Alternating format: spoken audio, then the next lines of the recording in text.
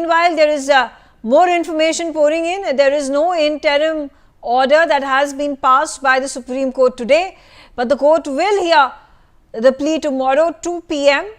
The Chief Justice of India has stated that if Waqf by user is denotified, there will be huge consequences, adding to which the CJI has stated that the court will issue notice to the central government in this regard.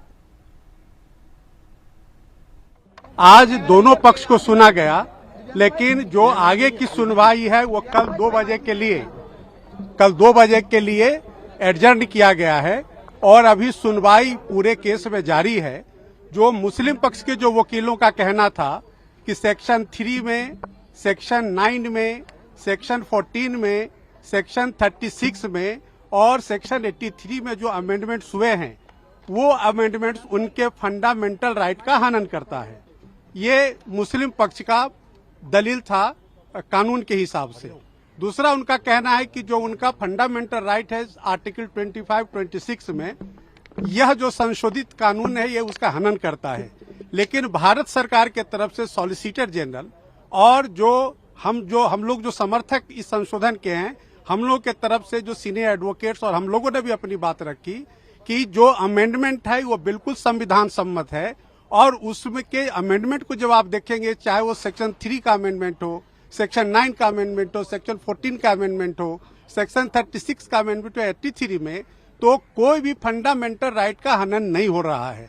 माननीय bench भी अपने observation में कहा कि हाँ, जो बहुत सारे अमेंडमेंट्स हैं वह ऐसा प्रतीत होता है कि संविधान के अनुसार है, लेकिन उनका जो यूजर का जो डेफिनेशन है उस पर कोर्ट कुछ क्लैरिफिकेशन चाह रही थी। साथ ही साथ कोर्ट का कहना था कि जो काउंसिल के कॉन्स्टिट्यूशन में जो मेंबर्स हैं उसमें हिंदू मेंबर्स को लेकर के कोर्ट क्लैरिफिकेशन चाह रही है। इन दो मुद्दों पर कल सॉलिसिटर जनरल साहब से और जो हिंदू पक्ष के जो तमाम हम वकील हैं, हम लोगों से उस पर असिस्टेंस मांगा है, क्लैरिफिकेशन मांगा है। अब कल जो है सारे मुद्दे की सुनवाई 2 बजे होगी। सबकी बातें सुने और हमें उम्मीद है कि हिंदुस्तान के लोगों की जो चिंता है उसको एड्रेस की जाएगी और ये जो बुलडोज किया गया अनकॉन्स्टिट्यूशनल जो फैसले हुए उस पर फैसला होगा और कल आधे घंटे और सुनने की बात है। उसके बाद डिटेल में वहाँ से जजमेंट मिलेगा। लेकिन हमें पूरी उम्मीद है, जिस उम्मीद के साथ हम लोग सुप्रीम कोर्ट में आए थे कि कॉन्स्टिट्यूशन को बचाने की ज़रूरत है और हमें यकीन है कि फैसला इसके साथ। अच्छा, so should I start now? Okay. So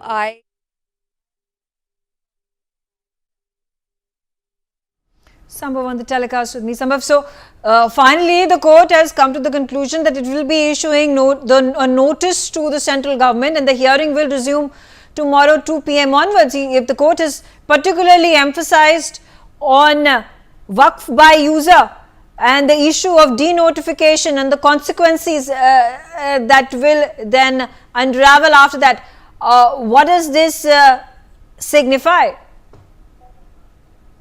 Well, it was very much expected by the top court of the country that the matter will, when the matter will come to the Supreme Court, it will hear the things in detail, and as expected, things happened. Things went in the Supreme Court. Chief Justice of India led bench heard the matter for around 2 hours and finally directed in an oral remark said to the Solicitor General Tushar Mehta, who was representing the central government here, that we can issue notice in this and you can file a reply, but to which the Solicitor General said that yes, we can file a reply in 2 weeks. But these were the oral remarks. However, there is no official confirmation as such that the notice has been issued so far. But however, having said that, there were certain remarks made by the Chief Justice of India which are very important when it comes to this particular hearing. Here the Chief Justice of India has made it clear in final 10 minutes that now we have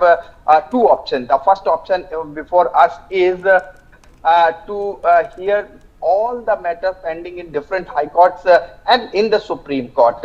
And or the other option is send this Waqf amendment, all the petitions challenging this Waqf Act to a common high court, and let the common high court hear it. Now it is to the Supreme Court to decide what is to be done tomorrow. Right, and absolutely. The hearing takes place at 2 p.m. tomorrow. Thank you, Sambhav, for giving us those details.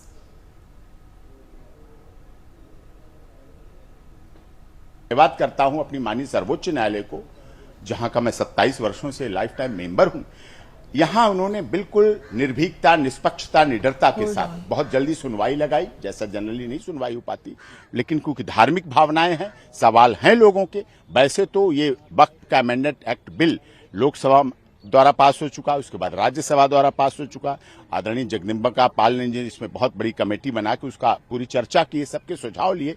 All India Muslim personal law board ने भी दिया, देश के महामहिम राष्ट्रपति ने उस पर मोहर लगाई, अन्य राज्यों ने भी मोहर लगाई। वेस्ट बंगाल की अपनी हमारी बहन ममता दीदी जी उससे कुछ नाराज हैं, उनकी आपत्ति है, तो उनकी आपत्ति और ऐसे कुछ लोगों की जिनकी भी आपत्ति है, आपत्ति तो होगी, यही तो लोकतंत्र की परिभाषा है। कोई कहेगा इसमें कुछ गलत है, कोई कहेगा सही, लेकिन ज्यादातर लोगों ने लोकसभा राज्यसभा